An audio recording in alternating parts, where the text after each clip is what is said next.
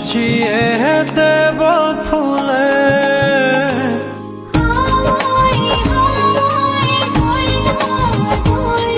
আবারও আপনাদের জন্য গজ কাপড় দিয়ে ড্রেস মেকিং ভিডিও নিয়ে চলে আসলাম। আসসালামু আলাইকুম এভরিওয়ান, সবাই কেমন আছেন? নতুন আরেকটি ভিডিওতে সবাইকে ওয়েলকাম।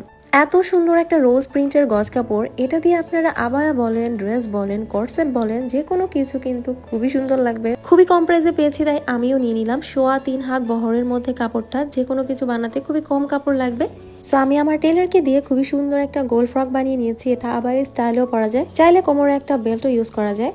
এই তো আমি কোমরে একটা বেল্ট ইউজ করে দেখছিলাম, কেমন লাগছে অবশ্যই কিন্তু কমেন্ট করে জানাবেন। এই কাপড়ের বিশেষত্ব হচ্ছে কোনো ধরনের কোনো ইনার ইউজ করতে হয় না। সো যারা কিনা মডেস্ট ওয়্যার পছন্দ করেন তারা কিন্তু এরকম ভাবে গাউন কিংবা আব্বায়া স্টাইলে যে কোনো কিছু বানিয়ে ফেলতে পারেন এই ফ্যাব্রিকটা দিয়ে। আর আমার পরে সুন্দর এই ফ্যাব্রিকটা পেয়ে যাবেন আপনারা 19 এক্সক্লুসিভ ফেসবুক পেজে, ওদেরকে আমি ক্যাপশনে ট্যাগ করে রাখবো, সেখান থেকে আপনারা অর্ডার করতে পারেন।